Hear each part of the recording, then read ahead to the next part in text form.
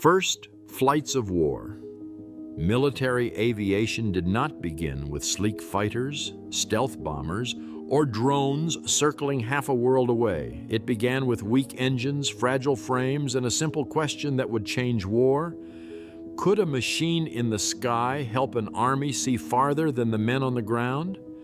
In 1911, during the Italo-Turkish War, Italy used aircraft first for reconnaissance and then for one of the earliest recorded aerial bombings. In Libya, Italian pilot Carlo Piazza flew over Ottoman positions, and only days later, Giulio Gavotti dropped small bombs from his aircraft. The damage was slight. The meaning was not. The airplane entered war as an observer, but almost at once it revealed something more dangerous, a weapon that could cross the battlefield from above. Eyes over the trenches. World War I turned that possibility into necessity. Armies needed to track troop movements, direct artillery fire, and spot offensives before they broke across the trenches. Aircraft gave them that reach. On the Western Front, observers in the air spotted enemy positions and corrected fire, making the guns below far more deadly.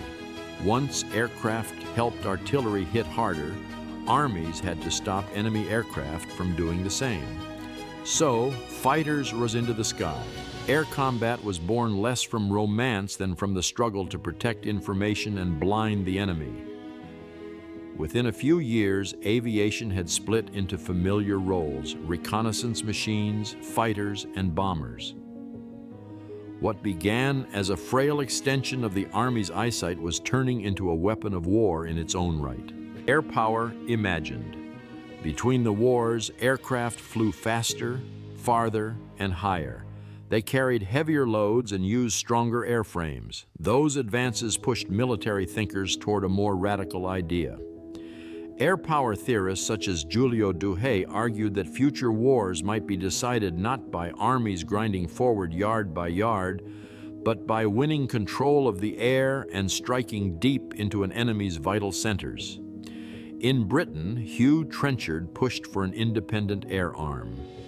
In the United States, the Air Corps Tactical School argued for daylight precision bombing against key industrial targets. The airplane was no longer just a scout or a helper near the front. More and more, it was seen as a weapon that could reach past the battlefield and hit the factories, transport, and industry that kept an enemy fighting. Battle for the sky. World War II made air power central. Control of the sky became essential for success on land and at sea, while bombers struck cities, factories, ports, and transport networks far behind the front. Carriers pushed naval aviation across entire oceans. Air defense changed just as sharply. In the Battle of Britain, radar stations, ground observers, controllers, and fighter squadrons tracked incoming raids and sent aircraft where they were needed most. Aviation was no longer just about speed, climb, or maneuver. It was about seeing the attack coming, passing the warning fast, and putting fighters in the right place before the enemy arrived. By the end of the war, no major power could treat the air as a side theater. Jets and helicopters. After 1945, military aviation entered a harder, faster, more technical age. Jets changed interception by climbing higher and closing faster. Nuclear weapons turned bombers into instruments of deterrence as much as warfighting. Radar and guided weapons made survival in the air a contest of detection, reaction, and electronic advantage. At the same time, helicopters opened a second revolution closer to the ground. They inserted troops, evacuated casualties, and moved supplies where roads were slow, exposed, or non-existent. Air power was no longer only reaching farther, it was reaching everywhere. Speed and exposure. Korea and Vietnam showed both the power and the strain of this new era. Korea proved that jet versus jet combat had truly arrived, especially in MiG Alley, where American F-86 Sabres and MiG-15s fought fast, high-altitude battles unlike the dogfights of World War II. Vietnam showed something harsher. The Huey helicopter carried troops into battle and pulled wounded men back out, turning airmobile warfare and medical evacuation into defining images of the war. But the same war also showed how exposed aircraft could be to missiles, anti-aircraft fire, difficult terrain, and an enemy that refused to collapse on schedule. Aviation could move faster, hit harder, and reach farther than before. It could also bleed faster. Precision and stealth. The late Cold War brought the next leap. Precision, stealth, and battle management. AWACS aircraft tracked the battle space in real time and helped commanders detect, sort, and manage forces across wide areas. Stealth programs such as Have Blue showed that aircraft could survive not only by flying better or faster, but by avoiding radar altogether. That changed the logic of air war. Instead of relying mainly on mass, planners could try to find the critical target, reach it unseen, hit it accurately, and throw the rest of the enemy force off balance. The goal was no longer simply to overwhelm. It was to slip through and break the right point. The Gulf War shift. The 1991 Gulf War made that shift visible to the world. Stealth aircraft opened the campaign, and F-117 struck heavily defended targets in Baghdad, while precision weapons and electronic warfare blinded and broke Iraq's command and air defense network. The lesson was clear. Modern air power was moving toward disabling key parts of the enemy war machine rather than blasting whole areas. Air war looked less like waves of bombers and more like a tightly managed effort to isolate, paralyze, and disorient an enemy force before it could respond. The age of drones. Drones pushed that transformation further. Systems like the Predator could loiter, watch, relay information, and sometimes strike. Persistence itself became a weapon. Aviation was no longer only about reaching a target. It was about staying over it, building a picture, and linking surveillance directly to action. Aircraft were no longer just platforms passing through the sky. They were becoming part of a continuous chain of watching, tracking, and hitting. Ukraine's hard lesson. Then came Ukraine, and with it a brutal correction. Some of the strongest assumptions of the post-1991 era suddenly looked far less secure.